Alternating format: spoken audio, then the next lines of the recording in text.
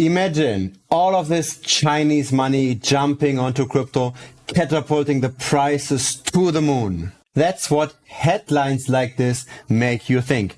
US crypto regulatory uncertainty could be Hong Kong's gain. So Hong Kong becoming pro-crypto and Hong Kong as the gateway to China, then potentially allowing Chinese citizens to invest in crypto. And all of that money will then help push up all crypto prices. Bitcoin, Ethereum, etc. Now, who is this Yat Sui, the person who said this? It's a gaming entrepreneur in Hong Kong, very, very well connected, made quite a bit of money with mobile games. And he's now part of the non-official members in the task force on promoting Web3 development. A task force within the Hong Kong government. And so we've got more news that Hong Kong Cyberport attracted 150 Web3 firms. Hong Kong Cyberport is a little property development in the south of the island. I had worked there for several months a few years ago. Hong Kong tries to attract tech talent with Cyberport. As a startup founder, you can get very cheap rents over there. You can get financial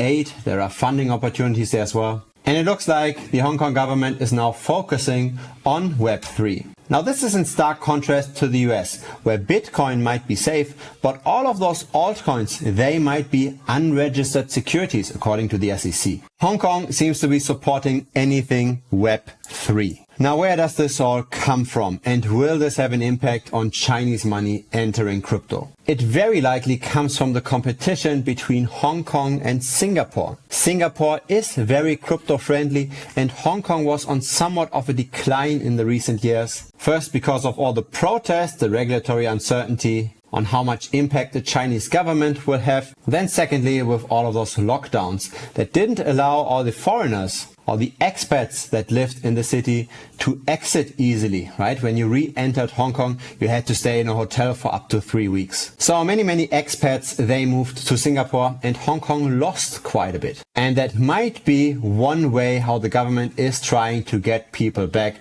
to get capital back, to be crypto friendly. Now, this is in stark contrast to the policy that mainland China is following. Mainland China is a capital-controlled economy. You can't just freely move your money out of China.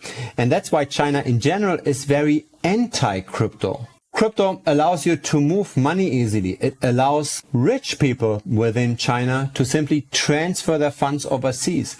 And this is something the Chinese government wants to very much avoid. Thus, all of those headlines that suggest that Hong Kong and as an extension China will help push up those prices, I think they are more hype than actually justified. It might become easier to handle crypto within Hong Kong, but it's still a very long step that this also happens in mainland China. I don't see that coming. Singapore still has an edge here. We will see if Hong Kong will really be able to attract enough talent. A lot of glass, a lot of mirrors have been broken in the past, and it will be a very slow process to rebuild this all again. And let's discuss the situation also in Telegram. There is a channel. Simply search for Bitcoin Strategy channel within the Telegram app, or feel free to click the link down below. I hang around there regularly.